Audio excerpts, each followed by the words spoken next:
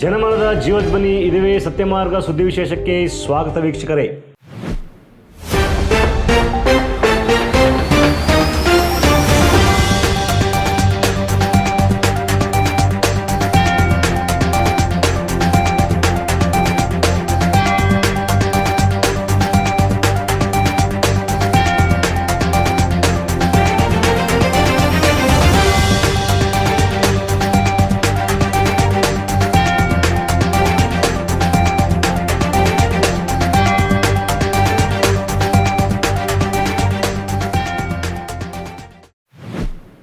ನಮ್ಮೊಂದಿಗೆ ಮೂಚವರು ಇದ್ದಾರೆ.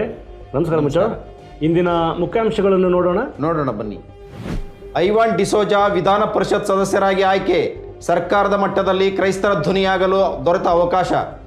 ಶಾಂತಿ ಹೋರಾಟದ ಹಾದಿಯಲ್ಲಿ ಸರ್ವಧರ್ಮೀಯ ಸಂವಾದ ಅಗತ್ಯ ಎಂದ ಪೋಪ್ ಫ್ರಾನ್ಸಿಸ್. ರೋಮ್ನಲ್ಲಿ ನಡೆದ ಸರ್ವಧರ್ಮ ಕಾರ್ಯಕ್ರಮದಲ್ಲಿ ಅಭಿಪ್ರಾಯ. 2024ರ ಲೋಕಸಭಾ ಚುನಾವಣೆಯಲ್ಲಿ ಗ್ಯಾರಂಟಿಗೆ ಜೈ ಎನ್ನದ ಕರ್ನಾಟಕದ ಮತದಾರ. ಗ್ಯಾರಂಟಿಗಳ ಅನುಷ್ಠಾನದ ಮರುಪರಿಶೀಲನೆಗೆ ಹೆಚ್ಚಾದ ಕೂಗು. ನೀಟ್ ಪರೀಕ್ಷೆಯಲ್ಲಿ ಅಕ್ರಮ, ಸುಪ್ರೀಂ ಕೋರ್ಟ್ ನೇತೃತ್ವದಲ್ಲಿ ಉನ್ನತ ಮಟ್ಟದ ತನಿಖೆಗೆ ಅಭ್ಯರ್ಥಿಗಳ ಆಗ್ರಹ. ಸುದ್ದಿಯ ವಿವರಗಳು. ಐವಾನ್ ಡಿಸೋಜಾ ವಿಧಾನ ಪರಿಷತ್ ಸದಸ್ಯರಾಗಿ ಆಯ್ಕೆ, ಸರ್ಕಾರದ ಮಟ್ಟದಲ್ಲಿ ಕ್ರೈಸ್ತರ ಧ್ವನಿಯಾಗಲು ದೊರೆತ ಅವಕಾಶ.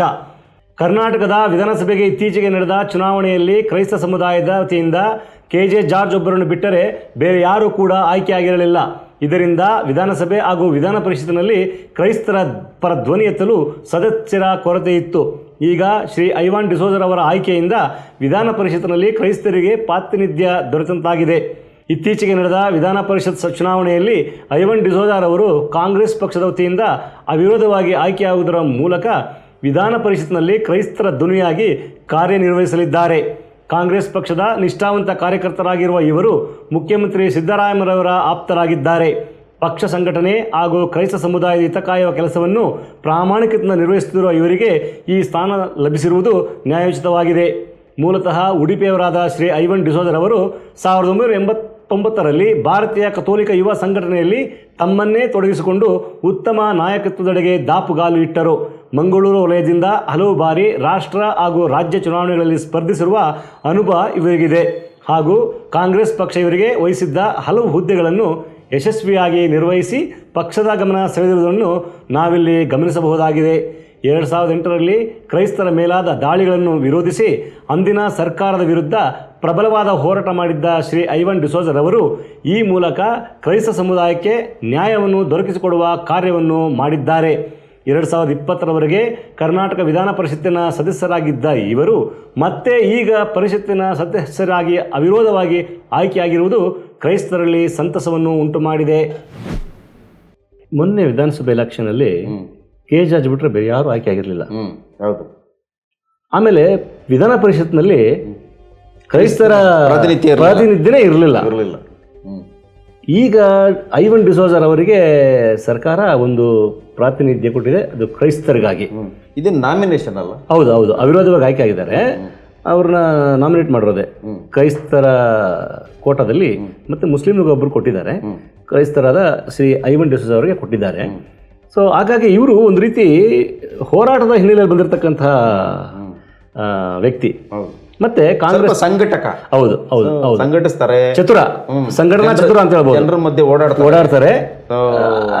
ಯಾವಾಗಲೂ ಅವರು ಇದಿರ್ತಾನೆ, ಸದಾ ಕ್ರಿಯಾಶೀಲವಾಗಿರ್ತಾರೆ. ಹಾಗಾಗಿ ನಾವು ನೋಡ್ತೀವಿ ಯಾವಾಗ ಅವರು ಪತ್ರಿಕಾಗೋಷ್ಠಿ ಮಾಡ್ತಾರೆ, ಮತ್ತೆ ಸುದ್ದಿಲಿ ಇರ್ತಾರೆ. ಆಮೇಲೆ ಈ ಕಾಂಗ್ರೆಸ್ ಪಕ್ಷ ಯಾವ ಹುದ್ದೆಗಳನ್ನು ಅವ್ರಿಗೆ ವಹಿಸಿದೆಯೋ ಅದನ್ನ ಪ್ರಾಮಾಣಿಕವಾಗಿ ಅದನ್ನ ನಿರ್ವಹಿಸಿದ್ದಾರೆ. ಮತ್ತೆ ಈ ಕೆಲವು ವಿಷಯಗಳಲ್ಲಿ ಈ ಸಮುದಾಯದ ಬಗ್ಗೆ ಏನಾದರೂ ತೊಂದರೆಗಳಾದಾಗ, ಸಮುದಾಯದ ಮೇಲೆ ಏನಾದರೂ ದಾಳಿಗಳಾದಾಗ ಮೊದಲು ಬರ್ತಾರೆ, ಮುಂದೆ ನಿಂತ್ಕೋತಾರೆ, ಮೊದಲು ನಿಲ್ತಾರೆ. ಮೊನ್ನೆ ಕಳೆದ ಬಾರಿ 2008ರಲ್ಲಿ ಈಗ ಮಂಗಳೂರಲ್ಲಿ ಚರ್ಚ್ಗಳ ಮೇಲೆ ದಾಳಿಯಾದಾಗ ಇವರು ಪ್ರಬಲವಾಗಿ ಅದನ್ನ ವಿರೋಧಿಸಿ ಹೋರಾಟ ಮಾಡಿದ್ರು. ಅಲ್ಲಿ ಮಂಗಳೂರಲ್ಲಿ ಅದರ ಪ್ರತಿಭಟನೆಯ ಹೋರಾಟದ ನೇತೃತ್ವವನ್ನು ವಹಿಸಿ ಕ್ರೈಸ್ತರಿಗೆ ಆಗಿರ್ತಕ್ಕಂಥ ಅನ್ಯಾಯಕ್ಕೆ ನ್ಯಾಯ ದೊರಕಿಸಿಕೊಡುವಂತ ಕೆಲಸವನ್ನು ಮಾಡಿದ್ರು. ಸೊ ಹಾಗಾಗಿ ಎಲ್ಲ ವಿಚಾರಗಳನ್ನ ಮತ್ತೆ ನಿಷ್ಠಾವಂತ ಕಾರ್ಯಕರ್ತರು ಅವರು ಕಾಂಗ್ರೆಸ್ ಪಕ್ಷದಲ್ಲಿ ನಿಷ್ಠಾವಂತ ಕಾರ್ಯಕರ್ತರು. ಮತ್ತೆ ವಾಗ್ಮಿ ಕೂಡ ಉತ್ತಮ ವಾಗ್ಮಿ, ಮಾತಾಡ್ತಾರೆ. ಕೆಲವು ಬಾರಿ ಪತ್ರಿಕಾ ಸಂದರ್ಶನಗಳನ್ನು ನೋಡಿದ್ದೀನಿ ನಾನು, ಅವರು ಮಾತಾಡ್ತಾರೆ. ಮತ್ತೆ ಅನೇಕ ಚುನಾವಣೆಗಳಲ್ಲಿ ಸ್ಪರ್ಧಿಸ್ತಾರೆ ಮಂಗಳೂರು ವಲಯದಲ್ಲಿ. ಆ ಅನುಭವ ಇದೆ, ಗೆಲ್ಲದೇ ಇರಬಹುದು, ಸ್ಪರ್ಧೆ ಮಾಡಿರ್ತಕ್ಕಂಥ ಅನುಭವ ಅವ್ರಿಗಿದೆ, ಮತ್ತೆ ತುಂಬಾ ಅನುಭವಿ ಕೂಡ. ಹಾಗಾಗಿ ಜವಾಬ್ದಾರಿಯುತವಾಗಿ ಮಾತಾಡುವಂತಹದ್ದು ಅವರಲ್ಲಿ ನೋಡಿದ್ದೀನಿ ನಾನು. ಅವರಲ್ಲಿ ಆ ಗುಣಲಕ್ಷಣಗಳಿವೆ. ಸುಮ್ಮನೆ ಕೇವಲವಾಗಿ ಮಾತಾಡಲ್ಲ, ಜವಾಬ್ದಾರಿಯುತವಾಗಿ ಮತ್ತೆ ಅದಕ್ಕೆ ಯಾವ ಸಂಬಂಧಪಟ್ಟಂತದನ್ನೇ ಮಾತಾಡೋದು. ಅದು ಬಿಟ್ರೆ ಬೇರೆ ವಿಚಾರವಲ್ಲ. ಹಾಗಾಗಿ ಈ ಬಾರಿ ಕ್ರೈಸ್ತರಿಗೆ ಪ್ರಾತಿನಿಧ್ಯ ಸಿಕ್ಕಿದೆ ಪರಿಷತ್ನಲ್ಲಿ. ಈ ಅವಕಾಶವನ್ನು ಬಳಸಿಕೊಂಡು ಅವರು ಇನ್ನೂ ಎತ್ತರಕ್ಕೆ ಬೆಳೆಯಲಿ, ಕ್ರೈಸ್ತರ ಧ್ವನಿಯಾಗಲಿ, ಕ್ರೈಸ್ತರ ಹಿತಾಸಕ್ತಿಗಳನ್ನ ಅವರು ಎತ್ತಿ ಹಿಡಿಯಲಿ ಅಂತ ಹೇಳ್ತಾ ಮುಂದುವರೋಣ. ಶಾಂತಿ ಹೋರಾಟದ ಹಾದಿಯಲ್ಲಿ ಸರ್ವಧರ್ಮೀಯ ಸಂವಾದ ಅಗತ್ಯ ಎಂದ ಪೋಪ್ ಫ್ರಾನ್ಸಿಸ್. ರೋಮ್ನಲ್ಲಿ ನಡೆದ ಸರ್ವಧರ್ಮೀಯ ಕಾರ್ಯಕ್ರಮದಲ್ಲಿ ಅಭಿಪ್ರಾಯ. ಜಗತ್ತಿನಾದ್ಯಂತ ಶಾಂತಿ ಸ್ಥಾಪಿಸಲು ಹೋರಾಟಗಳಾಗುತ್ತಿರುವ ಈ ಸಂದರ್ಭದಲ್ಲಿ ಸರ್ವಧರ್ಮೀಯ ಸಂವಾದ ಅತ್ಯಗತ್ಯವಾಗಿದೆ ಎಂದು ಪೋಪ್ ಫ್ರಾನ್ಸಿಸ್ ಅಭಿಪ್ರಾಯಪಟ್ಟಿದ್ದಾರೆ. ಇತ್ತೀಚೆಗೆ ರೋಮ್ನಲ್ಲಿ ನಡೆದ ಸರ್ವಧರ್ಮೀಯ ಕಾರ್ಯಕ್ರಮದಲ್ಲಿ ಭಾಗವಹಿಸಿದ್ದ ವಿವಿಧ ಧರ್ಮಗಳ ಮುಖಂಡರುಗಳನ್ನು ಉದ್ದೇಶಿಸಿ ಮಾತನಾಡಿದ ಪೋಪ್ ಫ್ರಾನ್ಸಿಸ್ ರವರು, ಜಗತ್ತಿನ ಹಲವೆಡೆ ಅನಗತ್ಯ ಯುದ್ಧಗಳು ನಡೆಯುತ್ತಿವೆ. ಇದರಿಂದ ಅನೇಕ ಜೀವಗಳು ಪ್ರಾಣ ಕಳೆದುಕೊಳ್ಳುತ್ತಿವೆ. ಶಾಂತಿ ಕದಡಿದೆ. ಆ ಶಾಂತಿಯನ್ನು ಮರುಸ್ಥಾಪಿಸಲು ಹೋರಾಡುತ್ತಿರುವ ನಾವುಗಳು ಧರ್ಮಾತೀತವಾಗಿ ಒಂದುಗೂಡಿ ಸಂವಾದ ನಡೆಸಿ ಶಾಂತಿ ಸ್ಥಾಪಿಸುವಲ್ಲಿ ನಾವು ಶ್ರಮಿಸಬೇಕಿದೆ ಎಂದಿದ್ದಾರೆ.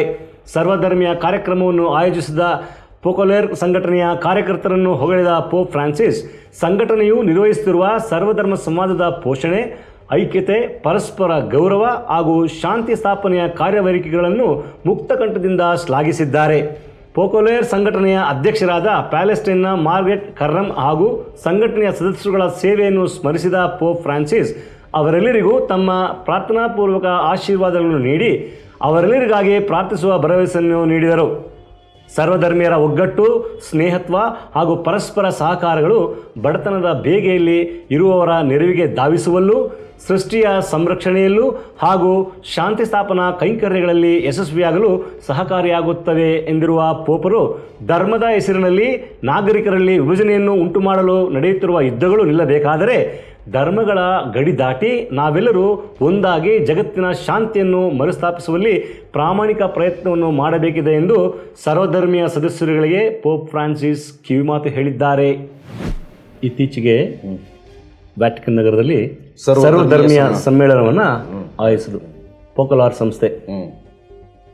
ಅಧ್ಯಕ್ಷರು ಬಂದು ಪ್ಯಾಲೆಸ್ಟೈನ್ ಅವರು. ಎಸ್.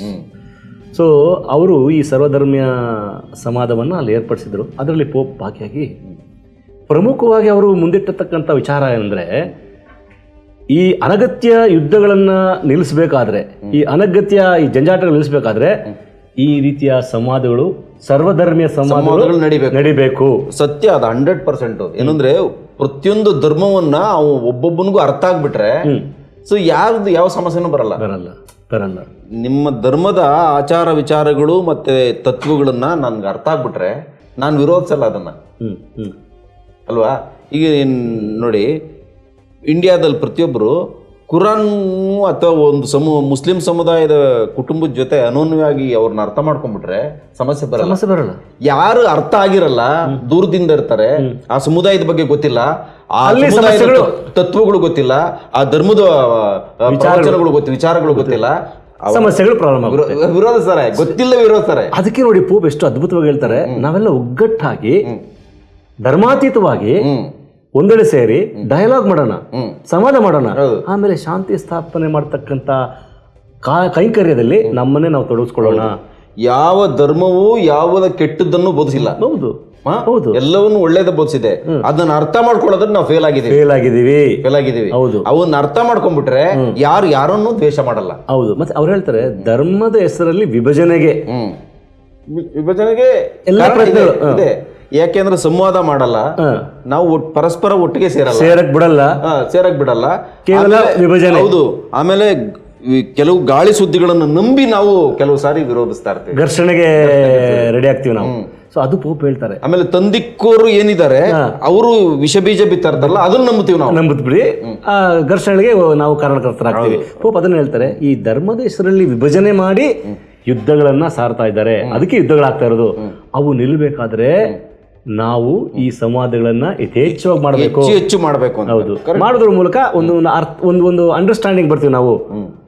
ಒಂದು ನಿರ್ಧಾರಕ್ಕೆ ಬರ್ತೀವಿ, ಹೌದು, ಸಕಾರಾತ್ಮಕ ನಿರ್ಧಾರಕ್ಕೆ ಬಂದಾಗ ಇವೆಲ್ಲವೂ ನಿಲ್ಲಿಸ್ಬಿಡುತ್ತೆ. ಈಗ ಈ ರಂಜಾನ್ ಟೈಮಲ್ಲಿ ಈದ್ ಇದು ಊಟಗಳೆಲ್ಲ ನಡೀತಾವಲ್ಲ, ಅದೇ ಹೌದು, ಸೌಹಾರ್ದ ಉದ್ದೇಶನೇ. ಹೌದು, ಏನಂದ್ರೆ ಪರಸ್ಪರ ಅರ್ಥ ಮಾಡ್ಕೋಬೇಕು, ಪರಸ್ಪರ ಎಲ್ಲರೂ ಸೇರಿ ಒಬ್ಬರನ್ನೊಬ್ಬರು ಅರ್ಥ ಮಾಡ್ಕೊಂಡು ಬದುಕಬೇಕು, ಅದೇ ಜಗತ್ತು ಅಂತ ಹೌದು ಹೇಳುವುದೇ ಅದರ ಆಚರಣೆ ಅಲ್ಲ. ಹಾಗಾಗಿ ಈ ರೀತಿ ಪೋಪ್ ಹೇಳಿರುವಂಥ ವಿಚಾರಕ್ಕೆ ಅವ್ರು ಹೇಳ್ತಾರೆ, ಪೋಪ್ ಇನ್ನೊಂದು ಕಡೆ, ನಾವು ನಮ್ಮಲ್ಲಿನ ಆ ಸಹಕಾರಗಳು, ನಮ್ಮಲ್ಲಿನ ಆ ಸ್ನೇಹತ್ವ, ನಮ್ಮಲ್ಲಿನ ಆ ಬಾಂಧವ್ಯಗಳು ಯಾವಾಗ ಅದು ಗಟ್ಟಿಗೊಳ್ತವೋ ಆಗ ನಾವು ಸಮಸ್ಯೆಲಿರೋರಿಗೆ ರೀಚ್ ಆಗಲಿಕ್ಕೆ ಸಾಧ್ಯ ಆಗುತ್ತೆ, ಸ್ಪಂದಿಸ್ತೀವಿ ಅಂತ. ಕರೆಕ್ಟ್.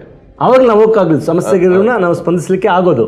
ಇಲ್ಲಾಂದ್ರೆ ನಮ್ಮಲ್ಲೇ ಹುಡುಕಿದ್ರೆ, ನಮ್ಮಲ್ಲೇ ಭಿನ್ನಾಭಿಪ್ರಾಯಗಳಿದ್ರೆ ನಾವು ಬೇರೆಯವರ ಸಮಸ್ಯೆಗೆ ಸ್ಪಂದಿಸಕ್ಕಾಗಲ್ಲ ಅಂತಾರೆ. ಒಳ್ಳೆ ಮಾತು. ಹಾಗಾಗಿ ಪೋಪ್ ಫ್ರಾನ್ಸಿಸ್ ಈ ರೀತಿ ಒಂದು ಒಳ್ಳೆಯ ಸಂದೇಶವನ್ನು ರವಾನಿಸಿದ್ದಾರೆ. ಎಲ್ಲ ಧರ್ಮದ ಮುಖಂಡರುಗಳು ಅಲ್ಲಿದ್ರು ಅಂತ ಕಾಣುತ್ತೆ. ಸೊ ಎಲ್ರಿಗೂ ಒಂದು ಕಿವಿ ಮಾತು ಹೇಳಿದ್ದಾರೆ, ಒಂದಾಗಿ ಶಾಂತಿಯ ಸ್ಥಾಪನೆಗೆ ನಾವು ಪಣ ತೊಡೋಣ ಅಂತ ಹೇಳಿರುವಂಥ ವಿಚಾರ ನಿಜಕ್ಕೂ ಅತ್ಯದ್ಭುತವಾದ ವಿಚಾರ. ಆ ವಿಚಾರ ಸಾಕಾರಗೊಳ್ಳಿ ಅಂತ ಹೇಳ್ತಾ ಮುಂದುವರೆಯೋಣ. 2024 ಲೋಕಸಭಾ ಚುನಾವಣೆಯಲ್ಲಿ ಗ್ಯಾರಂಟಿಗೆ ಜೈ ಎನ್ನದ ಕರ್ನಾಟಕದ ಮತದಾರ, ಗ್ಯಾರಂಟಿಗಳ ಅನುಷ್ಠಾನದ ಮರುಪರಿಶೀಲನೆಗೆ ಹೆಚ್ಚಾದ ಕೂಗು. ಕರ್ನಾಟಕ ರಾಜ್ಯದ ಮತದಾರರು 2024 ಲೋಕಸಭಾ ಚುನಾವಣೆಯಲ್ಲಿ ಗ್ಯಾರಂಟಿ ಯೋಜನೆಗಳನ್ನು ಕೊಟ್ಟ ಕಾಂಗ್ರೆಸ್ ಪಕ್ಷಕ್ಕೆ ಮತ ನೀಡದೆ ನಿರಾಸೆ ಮೂಡಿಸಿದ್ದಾರೆ. ಅಕ್ಕಿ, ಕರೆಂಟ್, ಬಸ್, 2,000 ರೂಪಾಯಿ ಹಾಗೂ ಉದ್ಯೋಗ ಭತ್ಯೆಗಳನ್ನು ಉಚಿತವಾಗಿ ನೀಡಿದ್ದ ಕಾಂಗ್ರೆಸ್ ಸರ್ಕಾರಕ್ಕೆ ಮತ ನೀಡದೆ ಬಿಜೆಪಿ ಪಕ್ಷಕ್ಕೆ ಮತ ನೀಡುವುದರ ಮೂಲಕ ಮತದಾರ ಆಘಾತ ನೀಡಿದ್ದಾನೆ. ಜನಪರ ಕಾರ್ಯಗಳನ್ನು ಹಮ್ಮಿಕೊಂಡು ಜನರ ಕಷ್ಟ ಸಂಕಷ್ಟಗಳಿಗೆ ಸ್ಪಂದಿಸಿದರೆ ಮತದಾರ ಖಂಡಿತ ಕೈ ಬಿಡುವುದಿಲ್ಲ ನಂಬಿಕೆಯಿಂದ ಕಾಂಗ್ರೆಸ್ ಪಕ್ಷ ಜನಕಲ್ಯಾಣ ಯೋಜನೆಗಳನ್ನು 100% ಜಾರಿಗೆ ತಂದಿತ್ತು. ಆದರೆ ಮತದಾನದಲ್ಲಿ ಮಾತ್ರ ಎಲ್ಲ ಉಲ್ಟಾಪಲ್ಟವಾಗಿರುವುದು ಎಲ್ಲರನ್ನೂ ದಿಗ್ಭ್ರಮೆಗೊಳಿಸಿದೆ. ಇದರಿಂದ ಆಶ್ಚರ್ಯಕ್ಕೊಳಗಾಗಿರುವ ಕಾಂಗ್ರೆಸ್ ಪಕ್ಷ ಇದಕ್ಕಿಂತ ಮಿಗಿಲಾದ ಯೋಜನೆಗಳು ಯಾವುದಿದೆ, ಬಿಜೆಪಿಯವರ ಯಾವ ಗ್ಯಾರಂಟಿಗಳಿಗೆ ಮತದಾರ ಅವರ ಪರ ಮತ ನೀಡಿದ ಎಂಬ ಆಲೋಚನೆಯಲ್ಲಿ ಮುಳುಗಿದೆ. ರಾಮ ಮಂದಿರ ನಿರ್ಮಿಸಿದ ಉತ್ತರ ಪ್ರದೇಶದಲ್ಲಿ ಬಿಜೆಪಿ ಪ್ರಬಲ ಹಿನ್ನಡೆಯನ್ನು ಅನುಭವಿಸಿದೆ. ಆದರೆ ಏನೂ ಮಾಡದ ಕರ್ನಾಟಕದಲ್ಲಿ ಬಿಜೆಪಿ ಮುನ್ನಡೆಯನ್ನು ಸಾಧಿಸಿರುವುದು ಆಶ್ಚರ್ಯ ಮೂಡಿಸಿದೆ ಎಂಬ ವಿಷಯ ಸಾರ್ವಜನಿಕ ವಲಯದಲ್ಲಿ ಚರ್ಚೆಯಾಗುತ್ತಿದೆ. ಕನಿಷ್ಠ ಪಕ್ಷ 20 ಸ್ಥಾನಗಳನ್ನು ಗೆಲ್ಲುವ ಲೆಕ್ಕಾಚಾರವನ್ನು ಹಾಕಿಕೊಂಡಿದ್ದ ಕಾಂಗ್ರೆಸ್ ಪಕ್ಷ ಕೇವಲ 9 ಸ್ಥಾನಗಳಿಗೆ ಸೀಮಿತವಾಗಿದೆ. ಬಿಜೆಪಿ 17 ಸ್ಥಾನಗಳನ್ನು ಪಡೆದುಕೊಂಡಿದೆ. ಇದರಿಂದ ಮತದಾರ ಯಾವ ಕಾರಣಕ್ಕಾಗಿ ಕಾಂಗ್ರೆಸ್ ಪಕ್ಷವನ್ನು ತಿರಸ್ಕರಿಸಿದ್ದಾನೆ ಎಂಬುದು ಸ್ಪಷ್ಟವಾಗಿ ಗೋಚರಿಸುತ್ತಿಲ್ಲ ಎಂದು ಕಾಂಗ್ರೆಸ್ ಪಕ್ಷ ಹೇಳಿಕೊಂಡಿದೆ. ಇದರ ಮಧ್ಯೆ ಇಷ್ಟೆಲ್ಲ ಜನಕಲ್ಯಾಣ ಗ್ಯಾರಂಟಿ ಯೋಜನೆಗಳನ್ನು ನೀಡಿದರೂ ಕೂಡ ಮತದಾರ ಕಾಂಗ್ರೆಸ್ ಪಕ್ಷಕ್ಕೆ ಮತ ನೀಡಿಲ್ಲ ಎಂದಾದರೆ ಗ್ಯಾರಂಟಿ ಯೋಜನೆಗಳನ್ನು ನೀಡಿ ಪ್ರಯೋಜನ ಏನು ಬಂತು ಎಂಬ ಕೂಗು ಎಲ್ಲೆಡೆ ಜೋರಾಗುತ್ತಿದೆ. ವಿರೋಧ ಪಕ್ಷದವರು ಈ ಯೋಜನೆಗಳನ್ನು ಬಿಟ್ಟಿ ಬಗೆಯೆಂದು ಒಂದೆಡೆ ಮೂದಲಿಸುತ್ತಿದ್ದರೆ, ಇನ್ನೊಂದೆಡೆ ಯೋಜನೆಗಳ ಲಾಭವನ್ನು ಪಡೆದ ಮತದಾರ ಇನ್ನೊಂದು ಪಕ್ಷಕ್ಕೆ ಮತ ನೀಡಿದರೆ ಪ್ರಯೋಜನ ಏನು ಬಂತು ಎಂಬ ಚರ್ಚೆ ಎಲ್ಲೆಡೆ ಜೋರಾಗುತ್ತಿದೆ. ಹಾಗೂ ಗ್ಯಾರಂಟಿ ಯೋಜನೆಗಳನ್ನು ನಿಲ್ಲಿಸಬೇಕೆಂಬ ಅಭಿಪ್ರಾಯ ಹೆಚ್ಚಾಗುತ್ತಿದೆ. ಈ ಬಾರಿ ಲೋಕಸಭಾ ಚುನಾವಣೆಯಲ್ಲಿ ಗ್ಯಾರಂಟಿಗಳಿಗೆ ಜೈ ಅಂತ ಹೇಳಲಿಲ್ಲ ಕರ್ನಾಟಕದ ಮತದಾರ. ಅವ್ರಿಗೆ ಇನ್ನೂ ಇದಕ್ಕೂ ಮಿಗಿಲಾದ ಏನು ಕೊಡ್ಬೋದು ಅಂತ ಗೊತ್ತಾಗ್ತಲ್ಲ. ಈಗ ನಮ್ಮ ಒಂದು ವಾದ ಏನಂದ್ರೆ, ನನ್ನದು ಈ ಜನಕಲ್ಯಾಣ ಯೋಜನೆಗಳ ರೂಪಿಸಿಕೊಂಡು ಜನರ ಹತ್ತಿರಕ್ಕೆ ಹೋಗಿ ಅವರ ಸಮಸ್ಯೆಗಳಿಗೆ, ಅವರ ಸಂಕಷ್ಟಗಳಿಗೆ ನಾವು ಸ್ಪಂದಿಸಿದರೆ ಖಂಡಿತ ಮತದಾರನನ್ನ ಕೈ ಬಿಡುವುದಿಲ್ಲ ಅಂತ ಒಂದೇ ಒಂದು ಕಾರಣ, ಇಷ್ಟೆಲ್ಲ ಕಾಂಗ್ರೆಸ್ ಪಕ್ಷ 5 ಗ್ಯಾರಂಟಿಗಳನ್ನು ಕೊಡ್ತು. ಆದರೂ ಕೂಡ ಮತದಾನ ಬೇರೆಯವ್ರಿಗಾಗಿದೆ ಅಂದರೆ ಮತ್ತಿನ್ನೆಂಥ. ಆಮೇಲೆ ಈ ಗೆದ್ದಂಥ ಕೆಲವ್ರದ್ದು ಇದು ನೋಡಿದ್ರೆ ಲಾಸ್ಟ್ 5 ವರ್ಷ ಏನೂ ಕೆಲಸ ಮಾಡದೆ ಇರೋರು, ಹೌದು, ಪುನಃ ಗೆದ್ದಿದ್ದಾರೆ. ಈ ಗ್ಯಾರಂಟಿ ಯೋಜನೆಗಳನ್ನು ತಗೊಂಡು ಅವ್ರನ್ನ ಮನೆ ಕಳಿಸ್ಬೇಕಾಗಿತ್ತು. ಹೌದು, ಜನ ಈಜಿಯಾಗಿ ಕಳಿಸಿ ಗೆಲ್ಸಿದ್ದಾರೆ. ಆ ಬೆಂಗಳೂರು ದಕ್ಷಿಣದ ಒಬ್ಬ ಸಂಸದ ಕೆಲಸನೇ ಮಾಡ್ಲಿಲ್ಲ, ಗೆರಾವ್ ಮಾಡಿದ್ದಾರೆ ಎಷ್ಟೋ ಕಡೆ ಮೀಟಿಂಗ್ಗಳಲ್ಲಿ. ಆತ ಈಸಿಯಾಗಿ ಗೆದ್ದಿದ್ದಾರೆ. ಒಂದು ಕ್ಷೇತ್ರದಲ್ಲಿ ಒಬ್ಬ ಸಂಸದೇನ ಓಡಿಸ್ತಾರೆ, ನಮ್ಗೆ ಅಂತ ಇಲ್ಲಿ ಬಂದು ನಿಲ್ತಾರೆ, ಈಸಿಯಾಗಿ ಗೆಲ್ತಾರೆ. ಏನಿದು ಅರ್ಥ ಆಗ್ತಲ್ಲ ನಮಗೆ. ಈಗ ನೋಡಿ, ಇಲ್ಲಿ ಕಾಂಗ್ರೆಸ್ ಪಕ್ಷ ಹೇಳ್ತಾ ಇದೆ, ಇಷ್ಟೆಲ್ಲ ಗ್ಯಾರಂಟಿಗಳ ಕೊಟ್ಟರು ಕೂಡ ಮತದಾರ ಮತ ನನ್ನ ಕಡೆ ಹಾಕ್ಲಿಲ್ಲ ಅನ್ನೋದು ಯಾವ ಕಾರಣಕ್ಕಾಗಿ ಅಂತ ನಮ್ಗೆ ಇನ್ನೂ ಅರ್ಥ ಆಗ್ತಾ ಇಲ್ಲ ಅಂತಾರೆ. ಆ ಗೊಂದಲದಲ್ಲಿ ಇದ್ದೀವಿ ಅಂತ ಹೇಳ್ತಾರೆ. ಆಬ್ವಿಯಸ್ಲಿ ನಾನು ಕೇಳೋದಷ್ಟೇ, ಇನ್ನು ಬೇರೆ ಏನು ಯೋಜನೆಗಳಿದೆ ಹೇಳಿ. ಆಮೇಲೆ ಈ ಫಲಾನುಭವಿಗಳಿದಾರಲ್ಲ, ಈ ಫಲಾನುಭವಿಗಳಿಗೆ ಗೊಂದಲ ಇದೆ. ಏನು ಅಂದ್ರೆ ಎಷ್ಟೋ ಸರಿ ಹೇಳ್ತಾರೆ ಅವ್ರ ಅಪ್ಪನ ಮನೆಯಿಂದ ಕೊಟ್ಟಿದ್ದಾನ, ಇದು ಗೊಂದಲನ. ಅಲ್ಲಲ್ಲ ಗೊಂದಲ ಅಂದ್ರೆ ಅವ್ರ ಅಪ್ಪನ ಮನೆಯಿಂದ ಕೊಟ್ಟಿದ್ದಾನ ನಮ್ ಟ್ಯಾಕ್ಸ್ ಹಣ ನಮ್ಮ ಮುಂದೆ ನಮ್ಗೆ ಕೊಡ್ತಾರೆ ಅಂತ ಹೇಳ್ತಾರೆ. ಯಾಕೆ ಇನ್ನೊಂದು ಸರ್ಕಾರ ಕೊಡ್ತಾರಲ್ಲ? ಕೊಡ್ತಾ ಇರ್ಲಿಲ್ಲ. ಯಾಕೆ ಇವರು ಬಿಜೆಪಿ ಇರ್ತಕ್ಕಂಥ ಬೇರೆ ಸ್ಟೇಟ್ ಅಲ್ಲೂ ಇಲ್ಲ? ಆಯ್ತು, ಒಂದು ಪಕ್ಷ ನಿಮ್ಗೆ ನಿಮ್ ಕಾಸನ್ನ ನಿಮ್ಗೆ ಕೊಡ್ತಾರೆ ಅಂತ ಹೇಳಿದ್ರೆ ಬಳಸಬೇಡಿ, ಬೇಡ ಅಂತ ಹೇಳಿ. ನಿಮ್ಗೆ ಆ ರೀತಿ ಪುಕ್ಸಾಟೆ ಕೊಡ್ತಾನ, ಅವ್ರ ಮನೇಲಿ ಕೊಡ್ತಾನೆ, ಬೇಡ ತಗೋಬೇಡಿ. ಬಸ್ಸಲ್ಲಿ ಫ್ರೀಯಾಗಿ ಹೋಗ್ಬೇಡಿ. ಕರೆಂಟ್ ನನಗೆ ಬೇಡ ಅಂತ ಹೇಳಿ, ಕರೆಂಟ್ ಫ್ರೀ ಕರೆಂಟ್ ಬೇಡ ಎಲ್ಲ ತಗೊಂಡ್ಬಿಡ್ತಾರೆ. ಆಮೇಲೆ ಈ ತರ ಮಾತುಗಳು ಮಾತಾಡೋದು, ಈ ರೀತಿ ಬದಲಾಯಿಸೋದು, ಪಕ್ಷ ಬದಲಾಯಿಸೋದು ಇರಲಿ. ನಾನು ಈ ಮೂಲಕ ಸರ್ಕಾರಕ್ಕೋ ಅಥವಾ ಸಿದ್ದರಾಮಯ್ಯ ಅವರಿಗೆ ಹೇಳಿದ್ರೆ, ಈ ಗ್ಯಾರಂಟಿ ಯೋಜನೆಗಳಿದೆಯಲ್ಲ ಎಲ್ಲರಿಗೂ ಕೊಡೋದನ್ನು ನಿಲ್ಲಿಸ್ಬೇಕು. ಏನಂತೀರಿ? ಎಲ್ಲರಿಗೂ ಕೊಡೋದು ನಿಲ್ಲಿಸ್ಬೇಕು. ಬಟ್ ಸರಿಯಾಗಿ ಏನು ಅಂದ್ರೆ ನಿಜವಾದ ಫಲಾನುಭವಿಗಳು ಯಾರು ಕೊಡಬೇಕು. ತೀರಾ ಕೆಳಮಟ್ಟದಲ್ಲಿರ್ತಕ್ಕಂಥ ಕುಟುಂಬಗಳಿಗೆ ಅದನ್ನ ತಲುಪಿಸುವಂತ ಕೆಲಸ ಮಾಡಬೇಕು ಅಲ್ವೇ? ಬಸ್ ಫ್ರೀ ಎಲ್ರಿಗೂ ಕೊಡಬಾರ್ದು. ಹಿರಿಯ ನಾಯಕರು, ವಿದ್ಯಾರ್ಥಿಗಳು, ಮತ್ತೆ ಬಡತನದ ರೇಖೆಗಿಂತ ಕೆಳಗಿರ್ತಕ್ಕಂಥ ಮಹಿಳೆಯರಿಗೆ ಮತ್ತು ಸಮುದಾಯಕ್ಕೆ ಕೊಡಬೇಕು. ಅದು ನಿಜಕ್ಕೂ ಒಂದು ಒಳ್ಳೆಯ ಯೋಜನೆ ಆಗುತ್ತೆ. ಮತ್ತೆ ಅಕ್ಕಿ ಕೂಡ BPL ಅವರಿಗೆ ಕೊಡಬೇಕು, ಎಲ್ಲರೂ ಕೊಡಬಾರ್ದು. ಎಲ್ಲ BPLಗೆ ಕೊಡ್ತಾ ಇರ್ತೀವಿ. ಅದು ಈಗ ಅದಕ್ಕಿಂತ ಮೇಲ್ಪಟ್ಟು ಬರ್ತಾರೆ, ಎಲ್ಲ ಮಾಡ್ಕೊಂಡು ನೋಡ್ಬೇಕು ಅದನ್ನ. ಅದೆಲ್ಲ ಕಾರ್ಡ್ಗಳು ಮಾಡ್ಕೊಂಡು ಎಷ್ಟೋ ಕೇಳ್ಬಿಟ್ಟಿದ್ದೀನಿ ನಾನು. ತುಂಬಾ ದೊಡ್ಡ ಸಾಹುಕಾರಗಳು ಕೂಡ ತುಂಬಾ ಆಗಿದೆ. ನಾನು ಎಷ್ಟೋ ಕೇಳಿದ್ದೀನಿ, ಎಷ್ಟು ದೊಡ್ಡ ಸಾಹುಕಾರಗಳೆಲ್ಲ ಅಕ್ಕಿ ತಗೊಂಡು ಮಾರ್ಸ್ಬಿಡು. ಅವ್ರು ಕೆಲವು ಅಕ್ಕಿ ತಗೊಳ್ಳಂತೆ, ದುಡ್ಡು ಇಸ್ಕೊಂಡು ಹೋಗ್ತಾರಂತೆ, ಎಲ್ಲ ಅಕ್ಕಿ ಮಾರ್ಕೋತಾರೆ. ಅದೇ ಅಲ್ಲೇ ಸೊಸೈಟಿಯಲ್ಲೇ ಬುಕ್ಕಲ್ಲಿ ಬರ್ಕೊಬಿಡಂತೆ, ದುಡ್ಡು ಕೊಡಪ್ಪ ನಮ್ಗೆ ಅಕ್ಕಿ ಬೇಡ. ಸೊ ಇಂಥವೆಲ್ಲ ಕಂಡುಹಿಡಿಬೇಕು. BPL ಮಟ್ಟದಲ್ಲಿ ಕೊಡಬೇಕು. ಮತ್ತೆ 2,000 ರೂಪಾಯಿ ಬಡವರು ಕೊಡ್ಲಿ, ಕೂಲಿ ಮಾಡತ್ತವ್ರು ಕೊಡ್ಲಿ, ಎಲ್ಲರೂ ಕೊಡೋದು ಬೇಡ ಅಂತ ನನ್ನ ಇದು. ಹಾಗಾಗಿ ಈ ರೀತಿ ನಮ್ಗೆ ಖುಷಿಯಾಗೋದೇನು ಅಂದ್ರೆ, ಯಾರೋ ಒಬ್ಬ ಮಹಿಳೆ ತನ್ನ ಈ ಗೃಹ ಇದೆಯಲ್ಲ 2,000 ರೂಪಾಯಿ ತಗೊಂಡು ಫ್ರಿಜ್ ತಗೋತಾಳೆ. ಫ್ರಿಜ್ಜು, ಒಬ್ಳು ಮೊಬೈಲ್ ತಗೋತಾಳೆ, ಒಬ್ಳು ಚಿನ್ನ ಸರ ಮಾಡಿಸ್ಕೊತಾಳೆ. ಸೊ ಖುಷಿ ಆಗತ್ತೆ ಅದು ಕೇಳಿದ್ರೆ. ಇವೆಲ್ಲ ಬದಲಾವಣೆ, ಆರ್ಥಿಕ ಬದಲಾವಣೆ ಅಂತ ಹೇಳ್ತಾರೆ.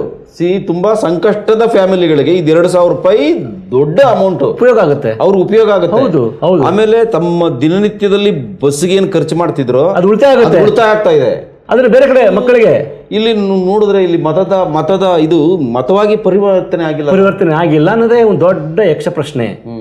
ಹಾಗಾಗಿ ಯೋಜನೆಗಳನ್ನ ನೋಡಿ ಕೊಡಬೇಕು, ನನ್ನ ವೈಯಕ್ತಿಕ ಅಭಿಪ್ರಾಯ. ಹಾಗಾಗಿ ಎಲ್ಲರೂ ಕೊಟ್ಟು ಬಿಟ್ಟಿ ಭಾಗ್ಯ ಅಂತ ಹೇಳೋದು, ಬಿಟ್ಟಿ ಭಾಗ್ಯ ಹೇಳ್ಕೊಟ್ಟು ಜನರನ್ನ ಸೋಮಾರಿಗಳು ಮಾಡ್ಬಿಡೋದು ಅಂತ ಹೇಳೋದು. ಆಮೇಲೆ ಈ ಕೆಲವರು ಮಹಿಳೆಯರು ಅವರೆಲ್ಲ ಇದು ನಟಿಯರು, ಒಬ್ಬ ನಟಿ ಹೇಳ್ತಾರೆ ಎಲ್ಲ ದಾರಿ ತಪ್ಪಿಡಿದೆ, ಹೆಂಗಸರು ದಾರಿ ತಪ್ಪಿಟ್ಟವ್ರೆ ಅಂತ ಮಾತಾಡ್ತಾರೆ. ಆದ್ರೆ ಅದೇ ಆ ಮಾತಿಗೆ ಒಬ್ಬ ಗ್ರಾಮೀಣ ಭಾಗದ ಮಹಿಳೆ ಸರಿಯಾಗಿ ಉತ್ತರ ಕೊಟ್ಟಿದ್ದಾಳೆ, ಅದು ಟ್ರೋಲ್ ಆಗಿದೆ. ಸೊ ಹಾಗಾಗಿ ಇದು ಮಾತ್ರ ಭಾರಿ ಆಶ್ಚರ್ಯ. ಪಾನಿಪುರಿ ಮಾರೋನು ಅಂತಿದ್ರು ಉತ್ತರ ಪ್ರದೇಶದವ್ರನ್ನ, ಅವರು ಜಾಗೃತರಾಗಿ ಇವ್ರಿಗೆ ವಿರುದ್ಧವಾಗಿ ಓಟ್ ಕೊಟ್ಟವ್ರು. ಇಲ್ಲಿ ಕರ್ನಾಟಕದಲ್ಲಿ ಪಾನಿಪುರಿ ಮಾರೋರಲ್ಲ ಇವರು, ಅವ್ರನ್ನ ಹೀಯಾಳಿಸ್ತಿದ್ರು, ಇವರು ಮೂರ್ಖರಾಗಿದ್ದಾರೆ. ಅದೇ ಉತ್ತರ ಪ್ರದೇಶ ನೋಡ್ಕೊಳ್ಳಿ, ಅಲ್ಲಿ ರಾಮ ಮಂದಿರ ನಿರ್ಮಾಣ ಆಗಿದೆ, ಅಲ್ಲೇ ಹೋಗಿದ್ದಾರೆ. ರಾಮನ ಸ್ವಂತ ಊರಲ್ಲೇ ಅವ್ರನ್ನ ಹೊಡೆದೊಡಿಸಿದ್ದಾರೆ, ಪಲ್ಟಿ ಹೊಡೆದವ್ರೆ. ಇಲ್ಲಿ ಕರ್ನಾಟಕದಲ್ಲಿ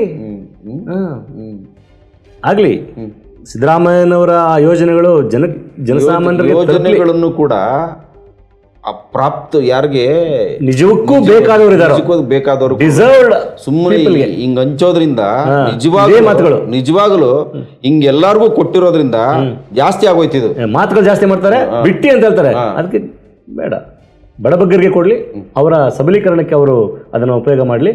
ಆ ಮೂಲಕ ಎಲ್ಲ ಸಮಾಜದ ಜನರಿಗೆ ಒಂದು ಸಂದೇಶ ರವಾನಿಸಲಿ ಅಂತ ಹೇಳ್ತಾ ಮುಂದುವರಿಯೋಣ. ನೀಟ್ ಪರೀಕ್ಷೆಯಲ್ಲಿ ಅಕ್ರಮ, ಸುಪ್ರೀಂ ಕೋರ್ಟ್ ನೇತೃತ್ವದಲ್ಲಿ ಉನ್ನತ ಮಟ್ಟದ ತನಿಖೆಗೆ ಅಭ್ಯರ್ಥಿಗಳ ಆಗ್ರಹ.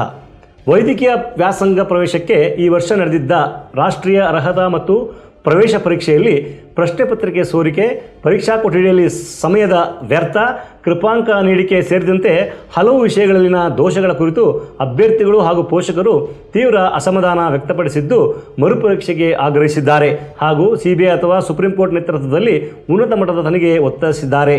ದೇಶದ ಹಲವೆಡೆ ಪ್ರತಿಭಟನೆಗಳನ್ನು ನಡೆಸಿರುವ ಅಭ್ಯರ್ಥಿಗಳು ಕೃಪಾಂಕದ ಅಸಮರ್ಪಕ ಹಂಚಿಕೆ ಹಾಗೂ ನಕಲಿ ಅಭ್ಯರ್ಥಿಗಳ ನುಸುಳುವಿಕೆಯಿಂದ ಪ್ರಾಮಾಣಿಕವಾಗಿ ಶ್ರಮಪಟ್ಟು ಓದಿ ಪರೀಕ್ಷೆ ಬರೆದ ಮಕ್ಕಳಿಗೆ ಇದರಿಂದ ಅನ್ಯಾಯವಾಗಿದೆ ಹಾಗೂ ಕೆಲವು ಅಭ್ಯರ್ಥಿಗಳಿಗೆ ಮಾತ್ರ ಹೆಚ್ಚು ಅಂಕಗಳು ಹೇಗೆ ಬಂದವು, ಒಂದೇ ಪರೀಕ್ಷಾ ಕೇಂದ್ರದ 6 ಅಭ್ಯರ್ಥಿಗಳು ಸೇರಿದಂತೆ ದೇಶಾದ್ಯಂತ 67 ಅಭ್ಯರ್ಥಿಗಳು ಪ್ರಥಮ ರ್ಯಾಂಕ್ ಹಂಚಿಕೊಳ್ಳಲು ಹೇಗೆ ಸಾಧ್ಯವಾಯಿತು ಎಂದು ವಿದ್ಯಾರ್ಥಿಗಳು ಪ್ರಶ್ನಿಸಿದ್ದಾರೆ.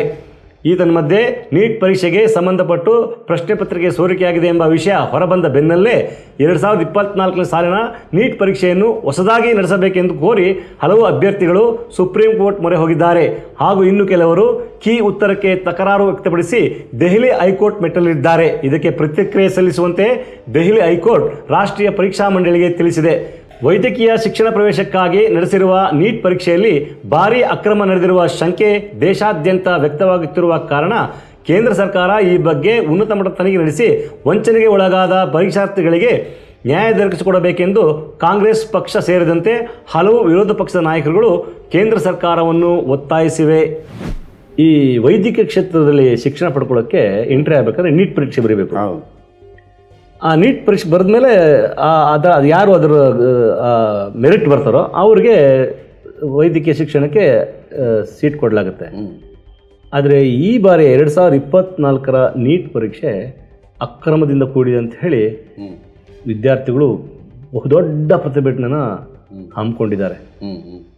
ಏನು ಪ್ರಶ್ನೆ ಪತ್ರಿಕೆ ಸೋರಿಕೆ ಕರ್ನಾಟಕದಲ್ಲೂ ಆಗಿತ್ತಲ್ಲ ಪೊಲೀಸ್ ಇಲಾಖೆದು ನೇಮಕ.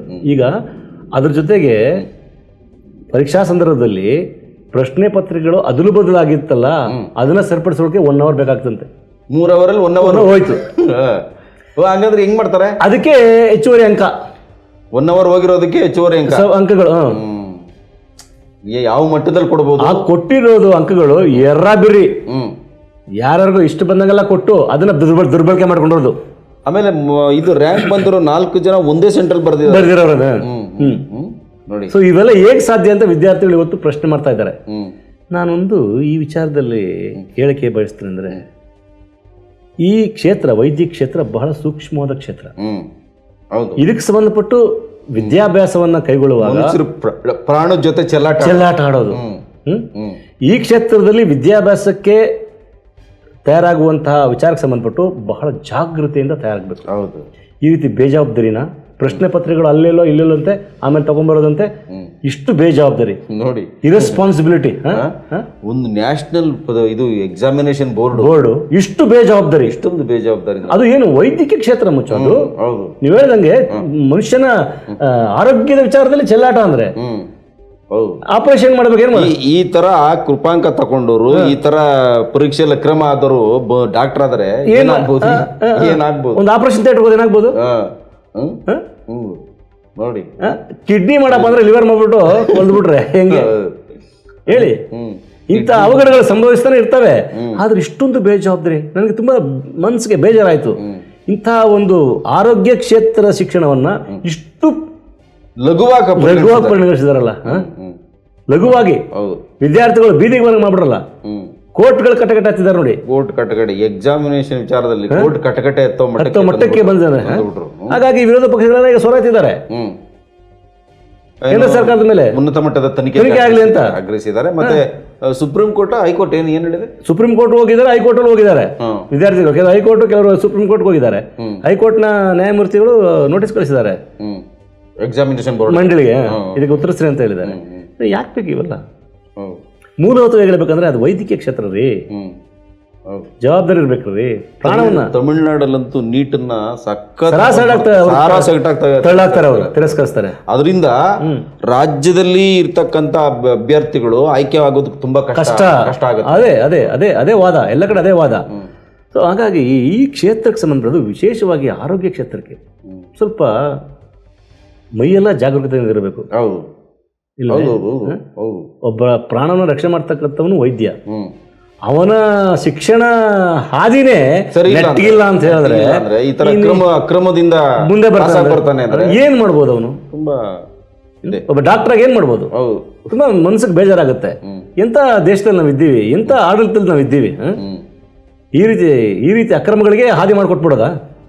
ಶಿಸ್ತಿಲ್ವಾ? ಸ್ಟ್ರಿಕ್ಟ್ನೆಸ್ ಇಲ್ವಾ? ಮನಸ್ಸಿಗೆ ಬೇಜಾರಾಗುತ್ತೆ. ಆದಷ್ಟು ಬೇಗ ಆ ವಿಚಾರಕ್ಕೆ ಸಂಬಂಧಪಟ್ಟು ಕ್ರಮ ಕೈಗೊಳ್ಳಬೇಕು ಕೇಂದ್ರ ಸರ್ಕಾರ. ವಿದ್ಯಾರ್ಥಿಗಳಿಗೆ ನ್ಯಾಯ ದೊರಕಿಸಬೇಕು, ಮತ್ತೆ ತಪ್ಪಿತಸ್ಥರಿಗೆ ಶಿಕ್ಷೆ ಆಗಬೇಕು. ಆವಾಗಲೇ ಎಲ್ಲವೂ ಸರಿಯಾಗೋದು. ಅದಾಗಲಿ ಅಂತ ಹೇಳ್ತಾ ಒಂದೆರಡು ಇಂತಿಷ್ಟು ಸುದ್ದಿ ಸಮಾಚಾರಗಳೊಂದಿಗೆ ಇಂದಿನ ವಿಶೇಷ ಸುದ್ದಿಯನ್ನು ಮುಕ್ತಾಯಗೊಳಿಸ್ತಾ ಇದ್ದೇವೆ. ನಮಸ್ಕಾರ.